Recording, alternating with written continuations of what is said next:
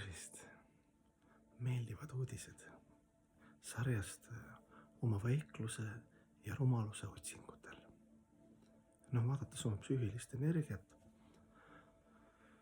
see kuidas ja mis meeleoluga ma vaatan elu ja teisi elusolendeid, siis ma näen iseenda ja teiste puhul sellist huvitavat, täiesti mõttetut, täiskasvanud inimeste nagu, ma ei tea, skisofreenia või rumaluse tipp on see, et kogu elu, eks ju, et see mentaliteet, et sa oled väike, tähtsusetu osake, eks ju, aga kuna ma eksisteerin, siis mul on oma maitse, oma unistused ja see mitmekesisus, et me oleme sinuga erinevad, tekitavadki selle armastuse, kui me suudame seda ühendada Jumala, looduse ja teiste elusolenditega läbi omakasa püüdmatu teenimise energia, eks ju.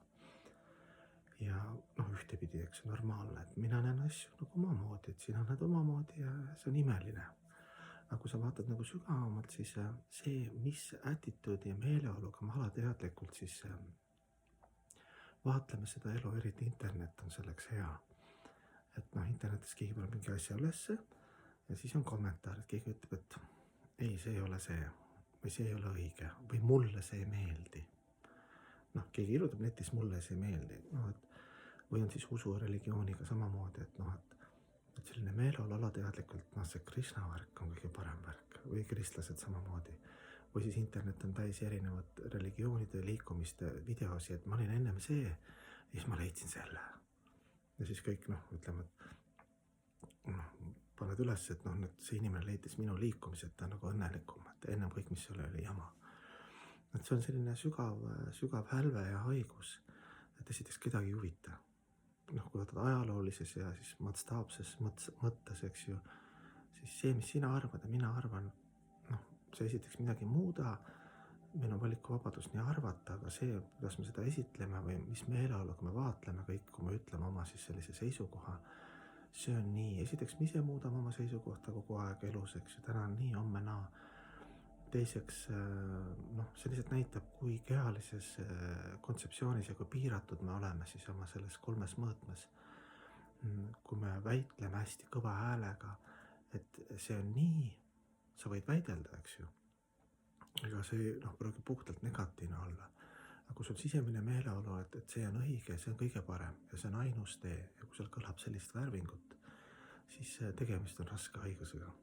Et meil on kõik see sügav haigus sees, alateadlik kriitika, alateadlik üleolemine, alateadlik oma positsiooni või oma filosoofia või seisukoha või maitse väljendamine läbi väga ebaviisaka ja sellise kukke kiremisega nagu.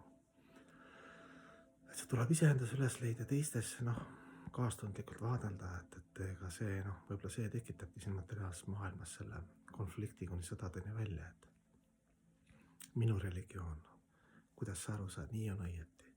Et kui sul on oma arvamus ja sa arvad, et sellega sa saad iseennast maailma paremaks teha, siis näita eeskuju, mis tähendab alandlikkus, headus, kaastunne, tänulikkus, empaatia, läbi nende energiate, eks ju.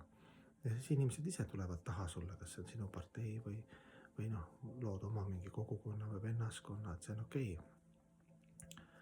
Aga teha oma asja hästi, läbi puhta omaga püüdmatu energia, siis sa ei pea nii palju muretsema energiat nagu raiskama selle, et sa käid kogu maale pasundad sellises, isegi kui sa oled hästi spirituaalne, teistest parem võib-olla oma käitumises ja elustiilis ja suhtumises, aga ikkagi sinus on see alateadlik mina, mulle, minu, hankara, vale ego, selline üleolek.